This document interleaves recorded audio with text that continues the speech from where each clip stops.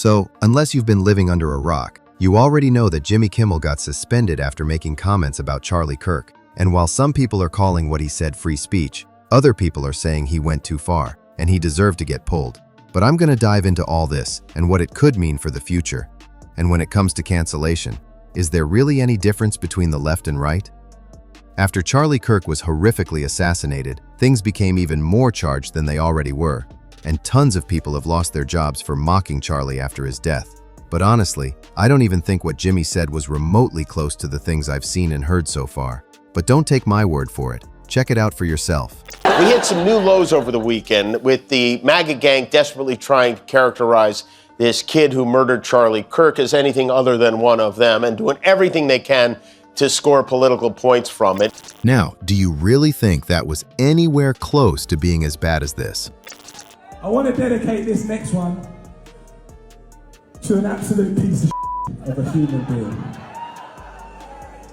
The pronouns was, were.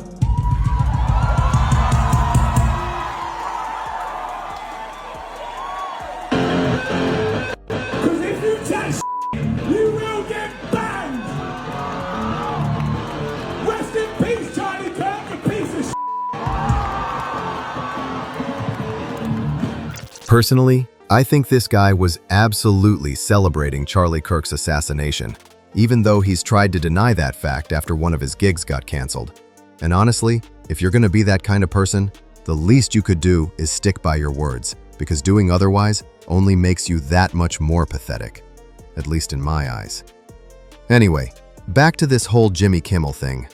As things stand right now, I don't think he should have lost his job over that comment, because it wasn't directly aimed at Charlie Kirk or his family. And I'm not the only one who feels that way. Jimmy Kimmel does not deserve to be fired. If you actually read what exactly he said nothing bad here except for the truth, which is, we hit some new lows over the weekend with the MAGA gang desperately trying to categorize this kid who murdered Charlie Kirk as anything other than of them, and doing everything they can to score political points from it. That's all we've been seeing for the past few days since the death of Charlie Kirk, to the point to where the Vice President of the United States overtook Kirk's podcast to spread the same information, which is, in another world, imagine if it was Kamala Harris under Biden. We'd be like, oh my God, no, this can't happen. So why does that comment, which doesn't really mean anything, it's not saying anything bad about Charlie Kirk, he's just pointing out the fact, why is this saying here enough to cancel an entire show, an employment of hundreds of people? That's true. I didn't even think about all the other people who've probably lost their jobs and income as a result of this decision. It's kinda easy to forget that when everyone's so focused on the star. This is not the first time we've seen this. We've seen this with Stephen Colbert. Now we're seeing it with Kimmel. Donald Trump is now using pro-Russian government ways and techniques to shut up people that do not agree with him. And this, as America, is absolutely terrifying because we do have a freedom of speech. And let's be honest here, he didn't say anything bad here. These were just obvious things that were happening in front of us. So for him to be fired for this, it scares me for people who actually truly go out and criticize. This definitely brings us down a very slippery slope. The key thing here is that he was criticizing the political spin around Charlie Kirk's death, which there's been a lot of on both sides. I guess his timing was just off when it came to making a statement like that. And at the end of the day, companies are free to do whatever they think is best if it'll protect their bottom line, which might just be what's going on here. While I've heard a few people share their thoughts on why Jimmy was really fired, this lady came at it from an angle I hadn't seen until now. So in order to understand the Jimmy Kimmel situation, you need to understand how television works, particularly local television. In your hometown, you probably have an ABC station, an NBC station, a CBS station, Fox station. Now, unless you live in big cities like New York, Los Angeles, Chicago, these stations are affiliate stations. That means they're owned by a company that's not ABC, NBC, CBS, etc., but either a company that owns 2 or 3 stations or by a station group, like Sinclair Broadcasting, Tegna, Nexstar. Then there are what's called O&Os, which are owned and operated stations.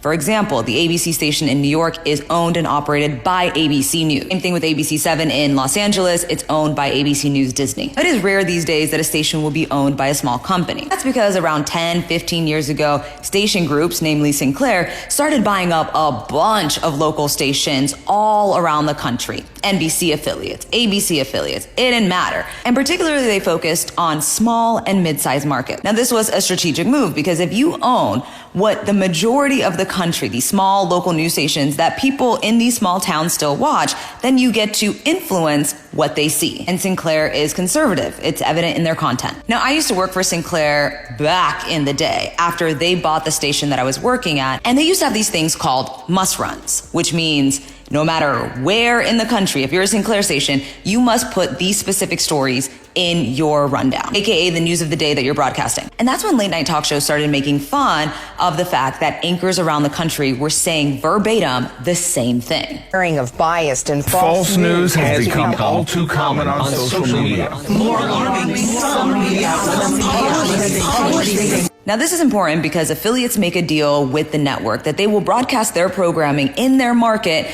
and in exchange for example, content. So like ABC News will give ABC affiliates access to their video, and affiliates will give ABC News access to their video. So it's a matter of sharing the resources. So what happened with Jimmy Kimmel is two of the nation's biggest broadcast groups, Nexstar and Sinclair, basically told ABC, we're not gonna show Jimmy Kimmel in our markets, and they got a bunch of markets, if you don't rectify the situation.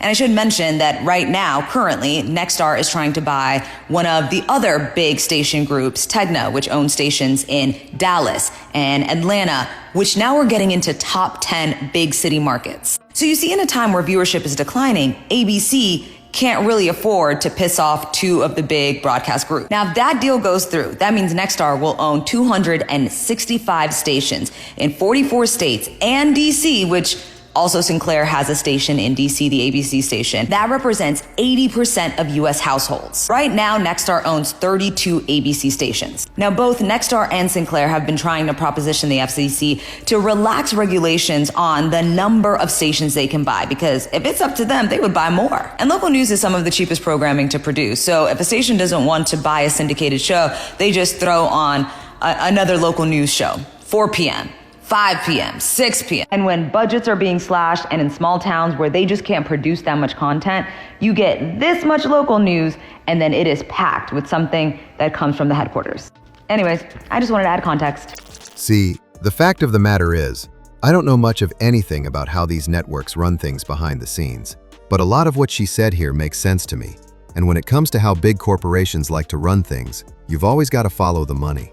So while it looks like Jimmy Kimmel's being punished for what he said, the reality is that it's corporate power and political influence driving the decision, meaning it's less about what he actually said and more about how they think it could affect their money in the short or long term. I thought what she said was pretty interesting, but where do you guys stand with all this? Let me know in the comments, and I'll catch you on the next one.